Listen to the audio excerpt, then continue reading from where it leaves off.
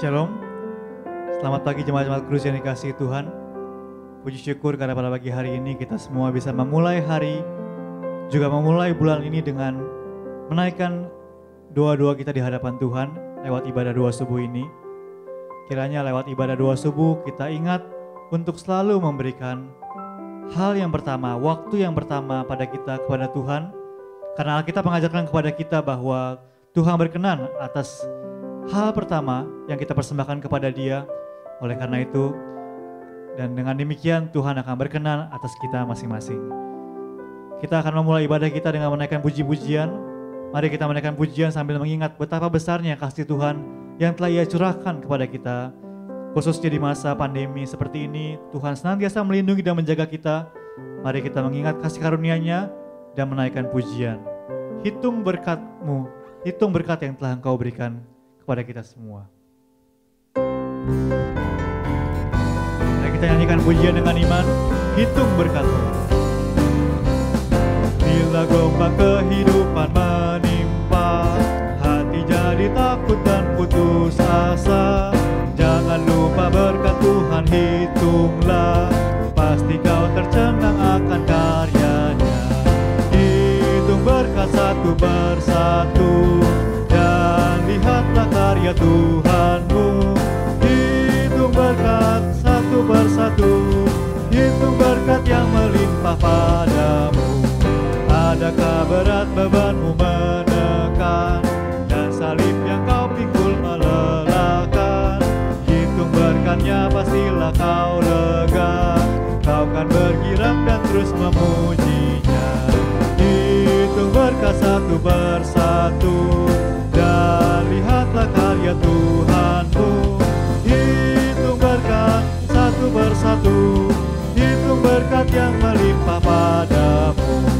Bila kau memandang harta orang lain, ingat janji Kristus yang lebih permai. Hitung berkat Tuhan yang tak terbeli, pahala di sorga yang tak terperi. Hitung berkat satu persatu, dan lihatlah karya Tuhan-Mu. Hitung berkat satu persatu, hitung berkat yang melimpah padamu. Dalam pergumulanmu di dunia, jangan khawatir, Tuhan akan beserta. Ia mengirim malaikatnya menjaga, membimbing menghiburmu sampai sorga. Amin. Hitung berkat satu persatu, dan lihatlah karya Tuhan-Mu. Hitung berkat satu persatu, hitung berkat yang melimpah. Ayat yang keempat. Dalam pergumulanmu di dunia, jangan khawatir, Tuhan akan beserta. Ia mengirim malaikatnya menjaga, membimbing menghiburmu sampai sorga. Hitung berkat satu persatu, dan lihatlah karya Tuhan-Mu. Hitung berkat satu persatu, hitung berkat yang melimpah padamu. Hitung berkat satu persatu, dan lihatlah karya Tuhan-Mu. Hitung berkat satu persatu, hitung berkat yang melimpah padamu. Orang yang menanti Tuhan naik terbang, naik terbang. Orang yang menanti Tuhan naik terbang, naik terbang seperti Raja Wali. Takut gentar pun hilang, menangkan semua perang. Naik terbang, naik terbang seperti Raja Wali. Yang nantikan Tuhan, yang nantikan Tuhan, yang nantikan Tuhan, dapat tontonan baru. Orang yang nanti Tuhan, majulah, majulah.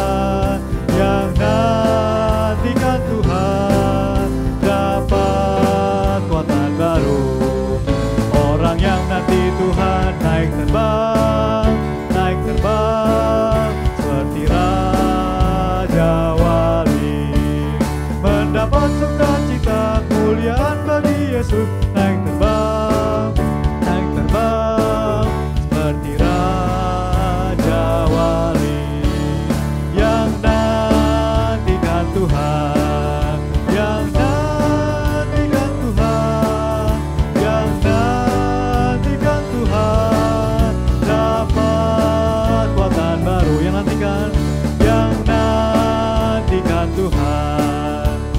nantikan Tuhan, yang nantikan Tuhan, dapat kekuatan baru. Haleluya, kemuliaan bagi Tuhan kita. Tuhan senantiasa ingin memberikan kekuatannya bagi kita. Dia ingin memikul beban berat kita dan memberikan kita kuk yang ringan.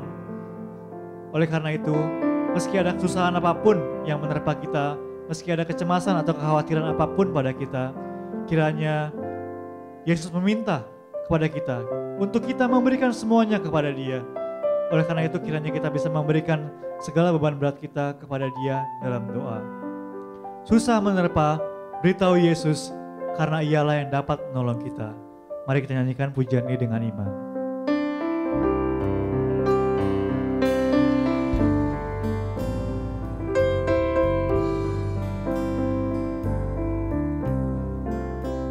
Susah menerpa, beritahu Yesus karena Ia dapat menolongku.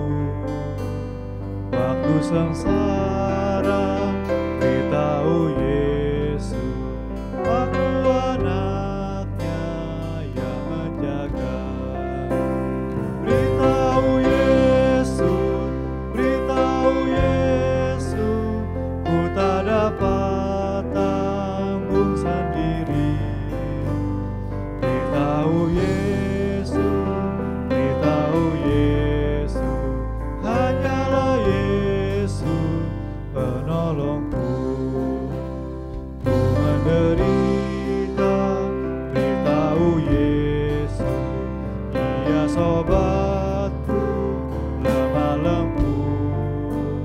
Bila ku mohon, Tuhan menolong, segala susahku Dia menanggung. Beritahu Yesus, beritahu Yesus, ku tak dapat tanggung sendiri. Beritahu Yesus, beritahu Yesus, hanyalah Yesus penolongku. Cobaan datang, ku perlu Yesus, Ia memikul bebanku. Ia yang peduli mengasihiku, ku mau berserah pada Yesus. Beritahu Yesus, beritahu Yesus, ku tak dapat tanggung sendiri. Beritahu Yesus, beritahu Yesus, hanyalah Yesus penolongku. Beritahu Yesus, beritahu Yesus, ku tak dapat tanggung sendiri. Beritahu Yesus, beritahu Yesus, hanyalah Yesus penolongku. Mari kita berdoa. Allah Bapa kami yang hidup, Bapa kami mengucap syukur karena dalam kasih karunia-Mu kami bisa hidup, kami bisa aman terlindungi sampai hari ini. Bapa, seiring kami menjalani kehidupan kami sadar bahwa kami adalah manusia yang lemah, kami tidak bisa berbuat apa-apa, kami tidak bisa berbuah apa-apa jika kami lepas daripada-Mu. Oleh karena itu, kami datang di ibadah subuh ini, kami memohon kepada-Mu tuntunan dan perlindungan yang sejati yang daripada-Mu. Bapa, sebentar kami akan mendengarkan firman-Mu. Kiranya firman-Mu bisa menjadi penuntun, bisa menjadi kekuatan dalam kehidupan kami. Juga penuntun bagi doa-doa kami, agar doa kami bisa berkenan, bisa menjadi doa yang sesuai dengan kehendak-Mu. Bapa, bantu arahkanlah roh dan hati kami, agar kami bisa berkonsentrasi kepada firman-Mu. Dan kepada Evangelis Yudi yang akan membawakan firman-Mu. Kiranya Engkau mengurapi dengan Roh Kudus. Kami serahkan ibadah kami ini ke dalam tangan-Mu. Di dalam nama Yesus Kristus yang kudus, kami mengucap syukur dan berdoa. Amin. Firman pada hari ini diambil dari Lukas 10, Lukas pasal 10 ayat 33 sampai 35. Lukas pasal 10 ayat 33 sampai 35. Lalu datang seorang Samaria yang sedang dalam perjalanan ke tempat itu. Dan ketika ia melihat orang itu, tergeraklah hatinya oleh belas kasihan. Ia pergi kepadanya, lalu membalut luka-lukanya. Sesudah ia menyiraminya dengan minyak dan anggur. Kemudian ia menaikkan orang itu ke atas keledai tunggangannya sendiri, lalu membawanya ke tempat penginapan dan merawatnya. Keesokan harinya, ia menyerahkan 2 dinar kepada pemilik penginapan itu. Katanya, rawatlah dia, dan jika kau belanjakan lebih dari ini, aku akan menggantinya waktu aku kembali. Demikianlah firman Tuhan. Judul firman pada hari ini adalah Orang Samaria yang Mengasihi Sesama. Dibawakan oleh Evangelis Yudi Lengkong. Shalom, mari menginjil. Saudara yang terkasih, seseorang dirampok habis-habisan, dipukul sampai hampir mati, dan ditinggalkan begitu saja di pinggir jalan oleh penyamun-penyamun. Orang itu terkapar mengenaskan di pinggir jalan. Dadanya sesak ketika bernafas.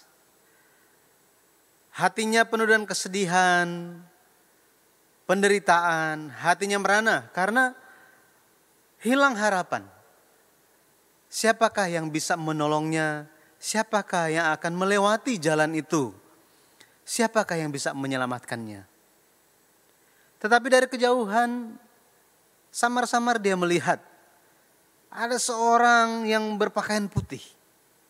Meski agak buram, tetapi ketika dia memperhatikan, orang itu berjalan dengan berwibawanya, dengan pakaian putih, dengan suatu dengan memegang kitab suci di tangannya. Maka orang yang terkapar ini berpikir, tentu itu adalah imam. Sekarang saya sudah selamat. Karena seorang imam kebetulan lewat. Pasti ini semua dari Tuhan. Semua dalam pemeliharaan Tuhan. Aku bisa tenang. Karena aku bisa mendapatkan pertolongan. Pasti imam itu akan menyelamatkanku. Orang itu memejamkan matanya karena perih. Dia memejamkannya dan menanti. Tetapi suara langkah kaki yang sang imam yang tadinya mendekat, ternyata makin lama tidak kedengaran suaranya. Orang itu memejamkan lagi matanya. Masih dalam kondisi hati yang merana. Tiba-tiba dia mendengar suara langkah kaki. Dan dia berusaha membuka matanya dan dia melihat lagi. Ada seorang yang rapi. Seorang yang rapi dan dari penampilannya. Tentulah itu adalah orang yang Lewi. Karena gesit dan penampilan luarnya. Hatinya lega dan berpikir, tadi mungkin imam buru-buru ada urusan. Makanya dia tidak sempat. Tapi orang Lewi ini pasti tidak lebih sibuk dari imam. Tentu dia ada waktu untuk menolongku. Jadi orang yang terkapar ini dia memejamkan kembali matanya. Hatinya penuh dengan sukacita. Akan tetapi di telinganya terdengar suara langkah kaki yang cepat-cepat berjalan. Dan suara langkah kaki itu lama-kelamaan hilang ditiup angin. Pada akhirnya orang ini kehilangan harapan akan pertolongan yang bisa dia dapatkan di tempat yang sepi itu. Di dalam kesedihan, akhirnya dia jatuh pingsan. Kemudian lewat seorang Samaria. Dari pakaiannya totally different. sangat berbeda dengan pakaian orang Yahudi. Orang Samaria ini dia sedang berjalan di atas keledainya. Dan dari kejauhan dia lihat, itu ada yang terkapar di pinggir jalan. Berdarah-darah. Wow, apa yang terjadi? Hatinya penuh dengan belas kasihan. Dia langsung cepat-cepat turun dari keledai dan berlari mendapatkan orang itu, berusaha menyadarkannya. Dan kalau kita lihat, orang Samaria ini berusaha untuk merawat. Ceritanya kita sudah tahu cerita selanjutnya. Lukas 10 ayat 34 mengatakan, ia pergi kepadanya lalu membalut luka-lukanya. Sesudah ia menyiraminya dengan minyak dan anggur. Kemudian ia menaikkan orang itu ke atas keledai tunggangannya sendiri, lalu membawanya ke tempat penginapan dan merawatnya. Mengenai orang Samaria yang baik hati ini, kita semua telah tahu ceritanya. Cerita ini begitu terkenalnya. Perumpamaan yang Yesus katakan begitu terkenal sampai diterapkan oleh negara-negara sebagai the Samaritan Law. Yaitu hukum yang mengatur sikap seseorang ketika memberikan pertolongan saat emergensi ketika orang di sekitarnya sedang dalam bahaya. Ini the Samaritan Law. Melalui perumpamaan orang Samaria ini, Yesus sedang menekankan bagaimana mengaplikasikan hukum yang kedua, hukum kasih yang kedua di dalam mengasihi sesama seperti diri sendiri. Mengasihi sesama, saudara, adalah hal yang sangat mudah diucapkan. Tetapi kalau kita pikirkan dalam-dalam, hal mengasihi ini bukanlah suatu hal yang mudah. Di dalam kehidupan kita hari ini pun tidak jarang sikap mengasihi kita tidak bertahan lama. Ketika kita menyaksikan seseorang mencapai suatu keberhasilan dan lebih lagi kalau misalnya pencapaian orang tersebut membanggakan kita, kita akan menampakkan kasih kita dengan luar biasa kepada orang itu. Tetapi jika 10 menit kemudian orang yang sama melakukan sesuatu yang tidak sesuai dengan apa yang kita harapkan, yang kita inginkan, kita akan menampakkan apa, saudara? Yang akan tampak dari kita adalah rasa kesal terhadap orang itu. Itu sebabnya perintah Yesus untuk mengasihi sesama manusia, mengasihi sesama seperti diri sendiri bukanlah hal yang mudah. Meskipun di pikiran, di hati, bahkan di mulut kita sangat penuh dengan kata mengasihi ini. Bagaimana hal ini bisa terjadi, saudara? Matius 22 ayat 39. Matius 22 ayat 39 dikatakan bahwa dan hukum yang kedua yang sama dengan itu ialah kasihilah sesamamu manusia seperti dirimu sendiri. Ketika Yesus mengatakan hukum kedua, saudara, dikatakan hukum yang kedua yang sama dengan itu. Artinya kita harus mengasihi sesama dengan hati yang mengasihi Allah. Sekali lagi, kita harus mengasihi sesama seperti kita mengasihi Allah. Kita harus memiliki hati yang mengasihi Allah. Kenapa kasih manusia itu berubah-berubah? Karena seringkali kita mengasihi orang lain, mengasihi sesama kita dengan hati kita sendiri, dengan antusias kita sendiri. Kita tidak mengasihi sesama dengan hati yang mengasihi Allah.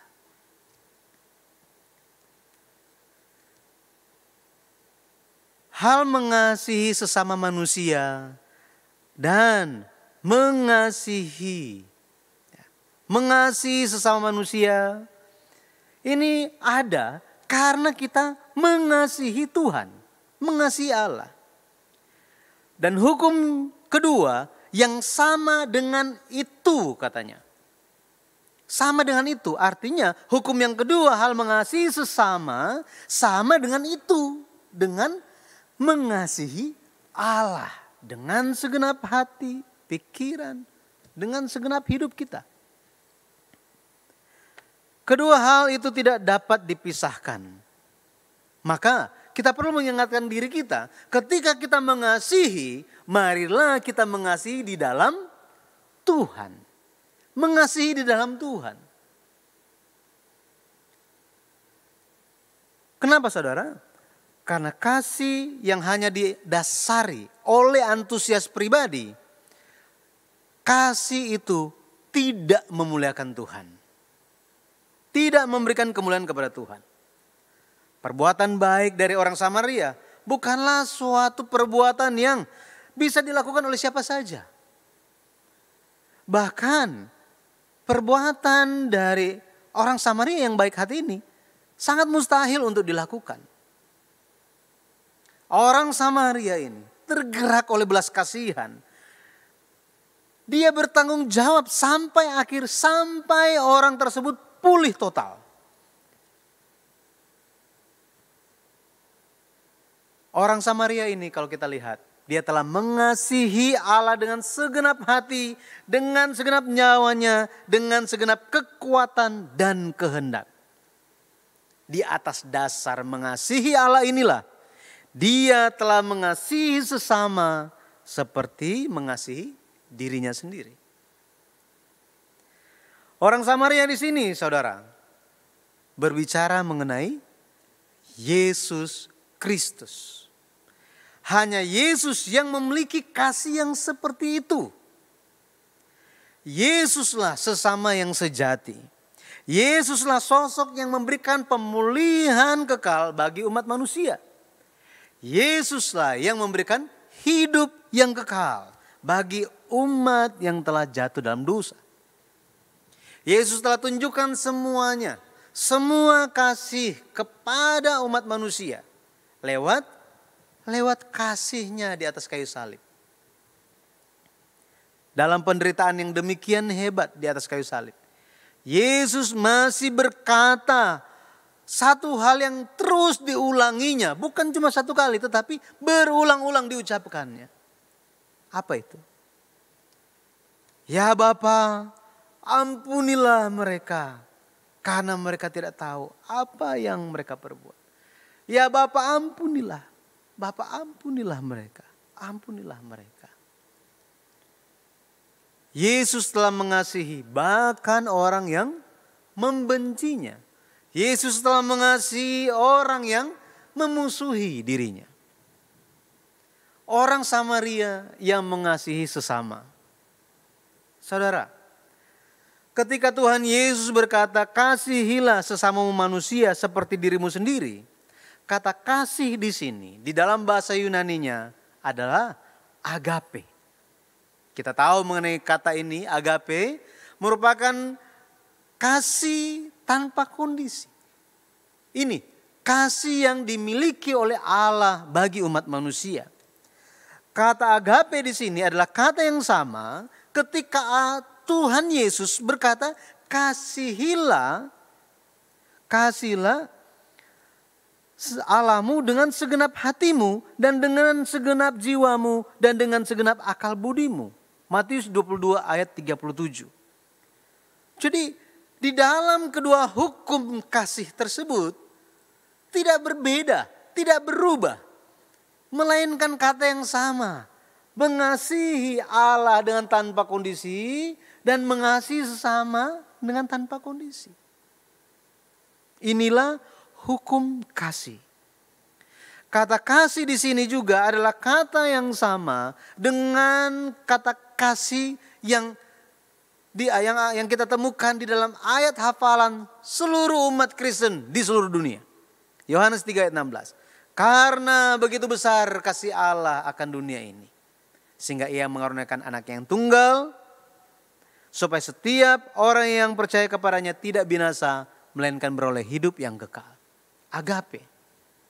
Hari ini marilah kita mengikuti jejak dari orang Samaria yang baik hati ini.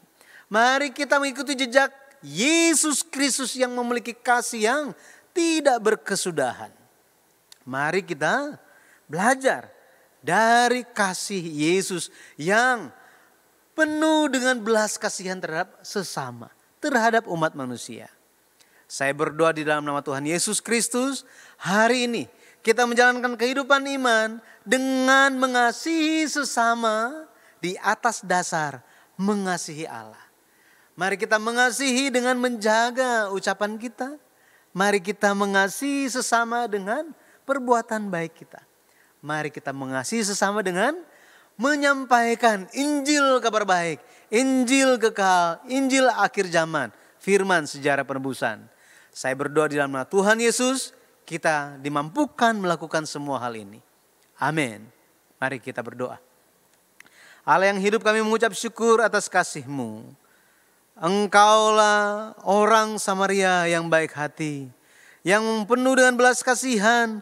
Engkau yang tidak hanya di dalam hati dan pikiran bahkan di mulut, tetapi Engkau ya Bapa, Engkau melakukan dan menampakkan kasih-Mu kepada umat manusia. Dengan demikian kami pun bisa belajar bagaimana supaya kami bisa mengasihi sesama. Bantu kami supaya kami bisa memiliki kasih-Mu, kami bisa menerapkan kasih-Mu, menampakkan terang kasih Tuhan di dalam perbuatan baik kami hari demi hari.